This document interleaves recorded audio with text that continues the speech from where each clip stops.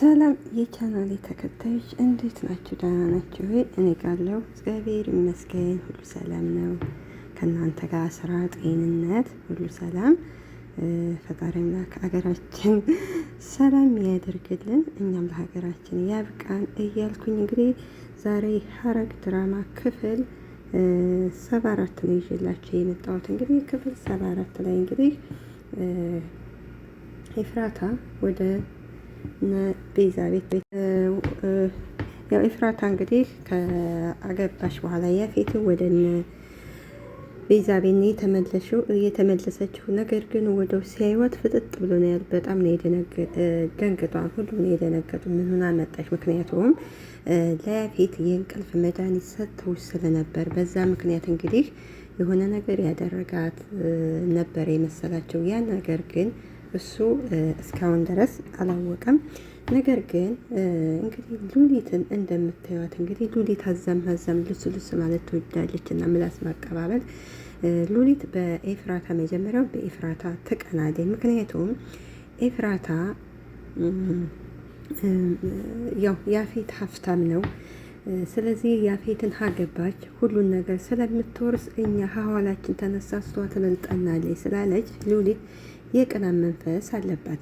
ሉሊት እንግዲህ ባለፈው ክፍል 73 ላይ እንዳየነው እንግዲህ ውሃው ብላ ዘባርቃለች ተናግራለች ማለት ነው።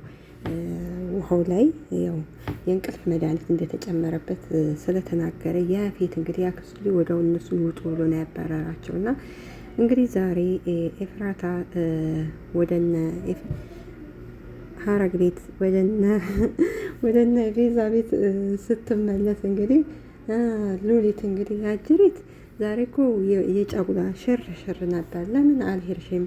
ባልሽ ጋር ተጣላሽ እንዴ ብላ ከመግባቱ እንኳን ደህና መጣሽ ማለት ሲገባት ሉሊት እንግዲህ ወደ ነገር ነው የዞረችው። እና ኤፉ እንግዲህ እንደምታውቁ በጣም አስታውሳለች። ባለፈው ራሷን ስትወቅስ ነበር። ለምንድን ነው ያልተረዳዋት እያለኝ ምንድን ነው ምላት ብላ በጣም ተጨንቃ ነበርና ስታያት ግን እንኳን ደህና መጣሽ፣ ወደ አንቺ ልመጣ ነበር፣ እንደውም የወንድሜን ነገር ልጠይቅሽ ነበር ስትል ናታን እንግዲህ እንዴ እኔ ያለሁልሽ አይደለ ባለቤቱ፣ እኔ ለምን አትጠይቂኝ አላት። ኤፍራታ ደግሞ እንዴ በሰላም ስትል አው በሰላም ነው አለቻት። አዛ ቤዛ እንኳን ደህና መጣሽ፣ ባደረግነው ነገር ተቆጣሽ እንዴ? ሌላ አማራጭ እኮ ስለሌለን ነው ስትል አይዟችሁ፣ አትደናገጡ፣ እኔ የመጣሁት ልብሴን ልወስድ ነው ትላቸዋለች። ልብሴን ልወስድ ነው እኔ የመጣሁት ስትል ያንቺ ነገር እንደዚህ ነው፣ በቃ መሄድ በቃ ቀላል ነው ምናምን ሲላት ኤፍራታ እንዴ እኔ የምፈልገው የሚታገልልኝ ነበረ አንተ ግን በእንቅልፍ ሰውን የእንቅልፍ ከኔን ወስዶ ማስተኛን ነው ስትል ቤዛ እኛ ሌላ አማራጭ ስለሌለን ነው እንደዛ ያደረግነው አለቻት። ናታን ግን አሁንም በእርግጥ ልክ ኤፍራታ ልክ ናት፣ እንደዛ ማድረግ የለባቸውም ነበረ። ከመጀመሪያው አንስቶ ናታን ነገ ዛሬ እያለ የሚወዳትን ሰው ለሌላ ነው ያስረከበው። ስለዚህ ከመጀመሪያው መታገል ነበረበት። የእንቅልፍ መድኃኒት መስጠቱ ለእኔ ተገቢ አይደለም። ኤፍራታ እንግዲህ የሚታገልላት ሰው ነበር የምትፈልገው በጊዜው። ከዛ ሉሊት እንዴት ነው ዛሬ ጫጉላ ሽርሽር አልነበራችሁ ስትላት አይ ባለቤቴ ስራ ቢዚ ስለሆነ የጫጉላ ሽርሽሩን እንግዲህ አራዝመነዋል ትላለች። እንኳን ደህና መጣሽ፣ ስለመጣሽ እናመሰግናለን፣ እንኳን ደህና መጣሽ ነው ያለቻት። በደስታ ነው የተቀበለቻት። እንግዲህ ቤዛና የቤዛ ባህሪ በጣም በመቀየሩ በጣም ደስ ይለናል። ደግሞ በማስታወሷ በጣም ሀሪፍ ነው። ከመጀመሪያውም አስታውሷ ቢሆን ኤፍራታ ከዚህ ሁሉ ጣጣ ባልገባሽ ነበር። እና ኤፍራታ በንደት ነው የተናገረችው። እና ምን ጠብቀህ ነበር? ያው ቤዛ ይቅርታ ብላለች። ባለው ነገር ሌላ አማራጭ የለንም ነበር ብላታለች። እና ያው ልብሴ ልይዤ ልሄድ ነው ስትለው እንግዲህ ያንቺ የለፋንበት ነገር ይህ ነው መጨረሻው እንደዚህ ነው ብሎ ሲቆጣው አቶ ናታን ምን ጠብቀ ነበረ? ከአንተ ጋር ሁል ጊዜ እየፈራው እንድኖር ነው የምፈልገው። እኔ የሚታገልልኝ ሰው ነበር የምፈልገው። ስለዚህ አንተ ጋር እኔ ሁል ጊዜ እየፈራው መኖር አልፈልግም ብላ እውነቱን ቅጭ አርጋ ነግረዋል። እና ይህን ስትል እነ ቤዛ ሁሉ ነው በጣም የተደናገ ማለት ደንግጠዋን። እሱም ዝም ነው ያለው። እኔ ሲከፋኝ የሚያነሳኝ ስወድቅ የሚያነሳኝ የሚታገልልኝ ወንድ ነበረ የምፈልገው ብላለች። ይሄ የሁላችንም ሀሳብ ነው። ልክ ነች። ከዛ ናታን እኔ ላንቺ ወንድ ማለት አይደለም፣ እኔ ላንቺ ምንም ማለት አይደለም። ስለዚህ ላንቺ ወንድ ማለት ሴቶችን የሚያገዝ ሴቶችን ለሴቶች ደንታ የሌለው ማለት ነው። እንደሱ ከመሆን እኔ ወንድ ባልሆን ይሻለኛል ነው ያላት። እንግዲህ በንደት ማለት ነው። እዛ ናታን እንደዚህ ሲል ያው ሉሊት አዋዊ እያለ እንትኑ ግንባሯን እያንቀሳቀሰ በጣም ነው ደስ ያላት ሉሊት። ኤፍራታ በጣም ልክ ናት። እውነቷን መታገል ነበረበት ከመጀመሪያውም። ይሄንም እንደዛ ያደረገው አሁን ያው በቤዛ እርዳታ ነው እንጂ እሱ ዝም ብሎ ነበረ ሲጀመርም ማለት ነው። የእሷን ደስታ ነው እፈልገው ብሎ ነበረ። ነገር ግን ሁሉም ቤዛን ፍጥጥ ብላ እያየሽው ተደናግጣለች።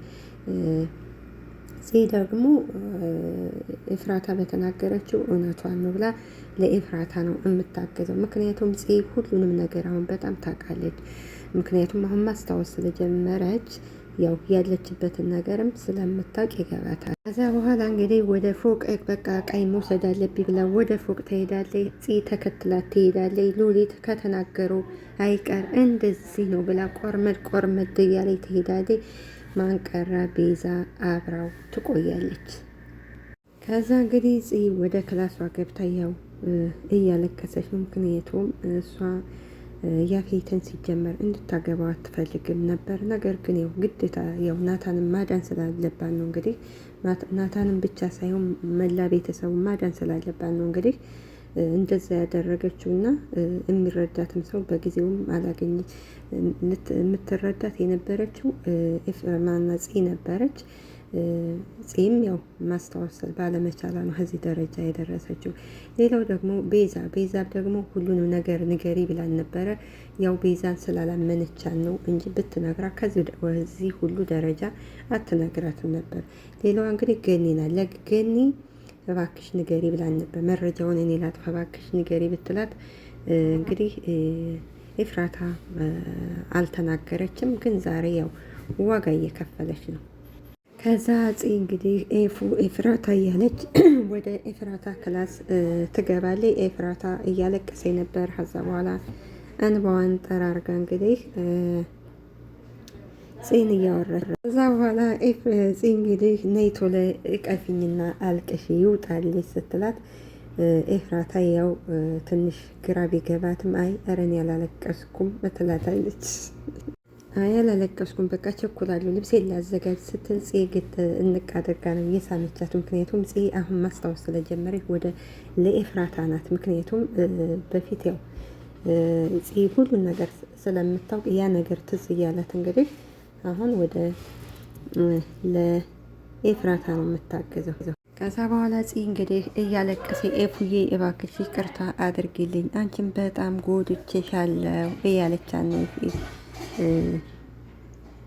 ኤፍራታን። ምክንያቱም እባክሽ አንቺ እንኳን ተረጂኝ እያለቻት ነበረ መጀመሪያው። ግን ማስታወስ ስላልቻለ በዛ ሰዓት እንግዲህ ልትረዳት አልቻለችም። ስለዚህ እንደዚህ ስትላት ኤፍራታ ትንሽ ግራ ገብቷታል። ከዛ በኋላ ኤፍራታ ትንሽ ግራ ቢገባትን ምን እየተካሄደ ነው እኔ የማላውቀው ነገር አለ ስትላት አዎ እኔ ሁሉንም ነገር አሁን አስታውሻለሁ። የዛ ጊዜ ሰርጉ ቤት ከሰርጉ ስመጣ ቤታችንን ያፌትን ሳይ ሁሉም ነገር አስታውሻለሁ። ግን ይሄን ነገር ካንቺና ከኔ ውጭ ማወቅ የለበትም ብላ ለኤፍራታ ተናግራታለች። እና ይሄን ማስታወሴን ወንድሜም አልሰማም። ይሄን አለማስታወሻ እንዳላስታውስ መጠቀም እችላለሁ። ምክንያቱም አብሶ ሉሊትና ያፌት ጋር እጠቀምባቸዋል ልክ እንደማላስታውሱኝ ትላታለች። ኤፍራታ በደስታ እውነት አንቺ አስታውሽ ትላታለች። አዎ አስታውሻለሁ፣ ግን ይህን ነገር መናገር የለበሽም ምክንያቱም አሁን ኤፍራ ማናትቼ ሉሊት እንደገፈተረቻት አስታውሳለች። ያፌት ደግሞ ቤታቸውን እንደወሰደባቸው አውቃለች። ልክ ስላወቀች አሁን እነሱን ለመበቀል ትፈልጋለች። ከዛ በኋላ ኤፍራታ እንዴ የሉሊትም ነገር አውቀሻን እንዴ ብላል። እንዴ አንቺ እንዴት አወቅሽ? አንድ ጊዜ ሀታይ ተቀምጠን ሉሊትን ስታይ ያደረሽንን ነገር አውቃለሁ ብለሽ ጭሆሽባታን በዛ ሳህን ነው እኔ ያወቅኩት ብላ ታላታለች። ከዛ በኋላ እንግዲህ ኤፍራታ ደግሞ የያፌት ያደረገውን በሙሉ ለጽ ትነግራታለች። ታስታውሻለሽ ወይ አንድ ጊዜ ስራ ሊሄድ ነው ብሎ ስራ ተደውሎለት ሄዶ ነበር። እንደገና ደግሞ በዛ ሰዓት ደግሞ አድሮ ነበር ያን ነገር ታስታውሻለሽ? አስታውሳለሁ። በዛ ሰዓት እንግዲህ ያፌት ነበር የደወለለቱ ስራ አለ ብሎ እሱ ነበር እንደዛ። ስለዚህ ማደንዘዣ መርፌ ወቅቶ የሆነ ወንጀል አሰርቶታል። በዛ ነው እኔን የሚያስፈራራኙ ትላታለች። እኔም አውቄው ነበር። ስለዚህ ያፌት በዛ ወንጀል ነው አንቺን አስፈራርቶች ነው ትላታለች። ኤፍራታ ደግሞ አዎ ትላለች እያለቀሰች እዛ አዎ ቪዲዮ ቀርጾ ወንጀል እንዲሰራ ያደርጎታል። በዛ ነው ያስፈራራን። ከዚህ በፊት ወንጀልም ስለሰራ አሁንም ወንጀል ከሰራ እድሜ ልኩን አሳስረዋለሁ ሲለኝ በዛ ስላስፈራራኝ ነው የናታንን ማነው ያፌትን ላገባ የተገደልኩት ስትላት በጣም ገርሟት ተደናክሯት ማለት ደንግጣለች። በሆነው ነገር በጣም እያለቀሰች ነው።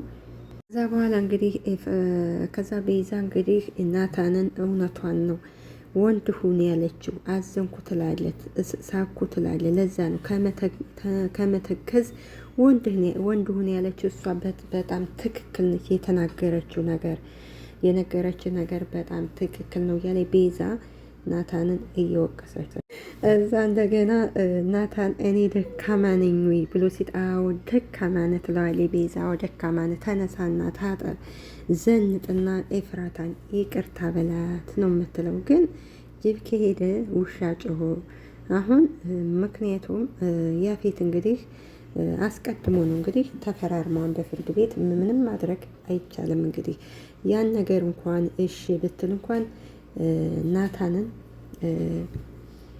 እድሜ ልክ ያሳስረዋል። ስለዚህ ኤፍራታ እንግዲህ ያላት አማራጭ ከማትወደው ሰው ጋር መቀመጥ። ስለዚህ ቤዛ አይኗን እያየህ ለምን ብለህ ጠይቃት፣ ምን ያህል እንደተሰበረች የዛ ጊዜ ታያታለህ እያለ ከዛ በኋላ እንግዲህ ሁሉንም ነገር ከዚህ በፊት እንደተደፈርኩ ነበር የማውቀው፣ ግን አልተደፈርኩም። ምን እንዳለ ታውቂያለሽ? ምን አለች ስላት ለባለ ሀብት ልሸጥሽ ነበር ብሎ አለ። የባለ ሀብት ደግሞ የሚፈልገው ያው ምንም ያልተነካከች ሴት ስለነበረ በዛ ሰዓት እኔ አሳልፌ ልሸጥሽ ነበረ፣ ግን እኔ ስላፈቀርኩሽ ወደዛ አሳልፌ ሳልሸጥሽ ቀረሁ ይላታታል። ከዛ በኋላ እንግዲህ ኤፍራት ማናት ቤዛ በመከረችው መሰረት እንግዲህ እጁ ምን እንዳደረገ አላቅም። እንደዚህ ቀላል ነው ወይ ብሎ እያላት እጁን ስታየው እንግዲህ እጁን የኒናታን ብላ እጁን ያዝ ስታረገው በዛ ሰዓት ከእንግዲህ በኋላ አንቺ እኔ አንቺ ነኝ ሲል እንግዲህ በዚህ ሰዓት ነው እንግዲህ ሉሊት ያየችው። እንግዲህ ሉሊት እንግዲህ ይህን ነገር አይታ ነው ለያፌት የተናገረችው። ከዛ በኋላ እንግዲህ ኤፍራታ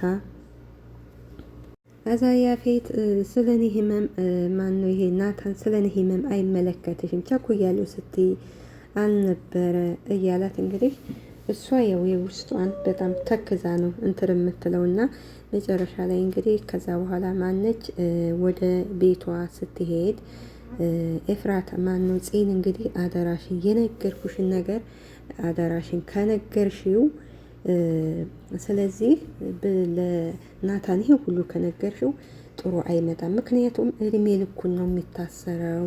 አደራሽ ምንም ነገር እንዳትናገሪ ብላ አስጠንቅቃለ ነግራታለ ኤፍራታ። ከዛ በኋላ በቃ ሂጂ ነው ያላት። እንግዲህ ቤዛ አፏን ያዝ ነው ያደረገችው።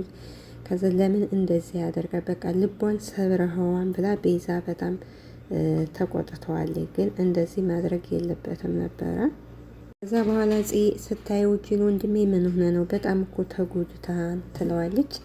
አይ ደህና ነኝ ነው ከዛ በኋላ እንግዲህ ሉሊትና ያፌት ይገናኛሉ። ሉሊት እንግዲህ እንደነው ከመጀመር ማለት እንግዲህ እጁን ይዛው ስለነበር ያንን ነው ሉሊት ምንድነው እንግዲህ ለያፌት የምትለው ከመጀመር እንዴ ማለት እንዴት ነው አዲስ ሙሽራና ከመጀመሪያዋ እንዴት ነው ከፍቅረኛዋ ጋር እንዴት እንደዚህ ምንድነው በግልጽ ተናገር። በቃ ከናታን ጋር ግንኙነት አላት እንዴት ነው እንደዚህ የምታረገው? እኔ አንተ ስለምታሳዝነኝ ይችላል፣ ግን ውሸቷ እኮ ነው።